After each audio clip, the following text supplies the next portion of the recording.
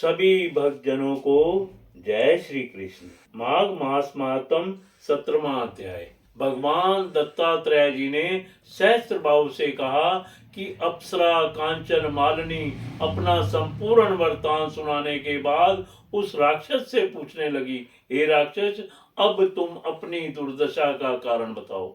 स्पष्ट रूप से कहो कि किस महापाप के कारण तुम इस राक्षस योनि को प्राप्त हुए हो। राक्षस बोला, हे देवी, अपने पूर्व जन्म में मैं काशी में वेद पाठी ब्राह्मण था। पवित्र काशी में उत्तम ब्राह्मण कुल में मेरा जन्म हुआ था। मैं पवित्र कुलोत्पन्न शास्त्रज्ञ तथा कर्मज्ञ था, किंतु मैंने दुराचारी और हिंसक राजाओं, शूद्रों, चांडालों तथा पापियों से अनेकों बार दान ग्रहण किया। इतना ही नहीं, मैंने पवित्र काशी नगरी में अनेकों पाप भी किए। मैंने स्वयं कुपात्रों से दान लिया, परंतु स्वयं कोई अधर्म का कार्य नहीं किया। इसी कारण मृत्यु के पश्चात मुझे घोर नरकों की प्राप्ति हुई। मैंने पवित्र धाम काशी में पापी जीवन बिताया था, अतएव मैं अनंत काल तक नरकों में यातनाएं भोगता रहा।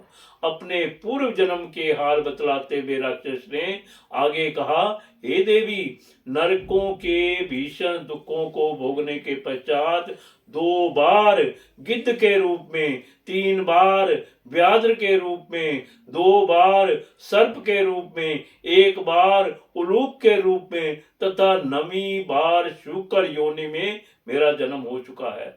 अब 10वीं बार मुझे यह राक्षस योनि प्राप्त हुई है। इस योनि में मैं सहस्त्रों वर्षों का जीवन बिता चुका हूँ, परंतु मेरा उद्धार नहीं हो रहा है।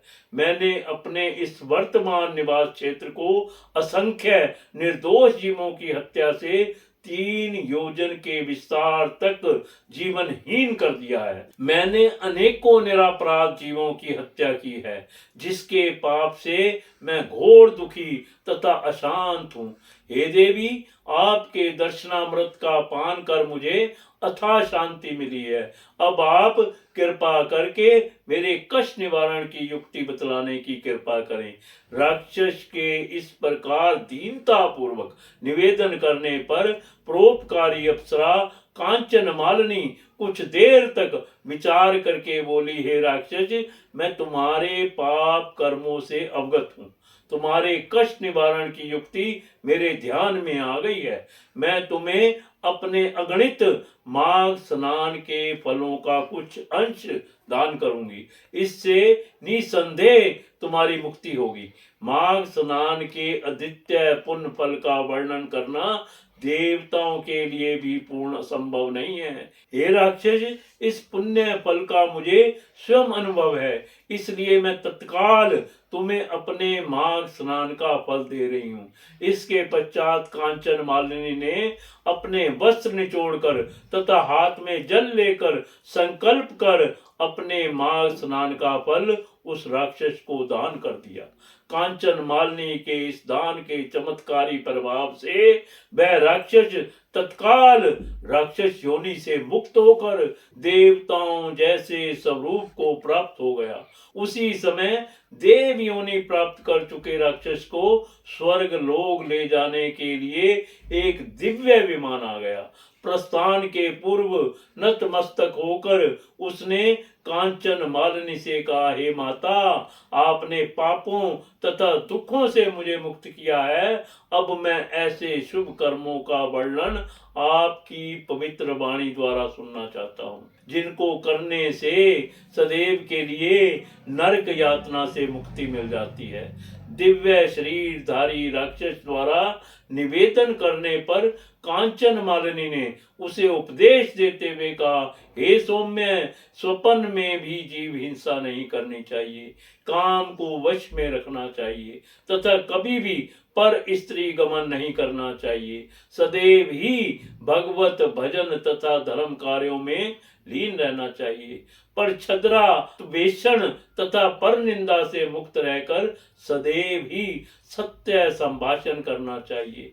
तुम्हारे स्नेह और श्रद्धा के वशीभूत होकर मैंने तुम्हें जो धर्मोपदेश दिया है, इसे सदैव ध्यान में रखकर मनसा वाचा कर्मणा धर्म लीन बने रहना तथा भगवत भजन करते रहना, इसी में तुम्हारा कल्याण निहित है। कांचन मालिनी का उपदेश सुनकर वह देव कायाधारी राक्षस बोला, हे बद्रे, आपका सदा कल्याण हो, आप सदैव सुखी तथा प्रसन्न रहो।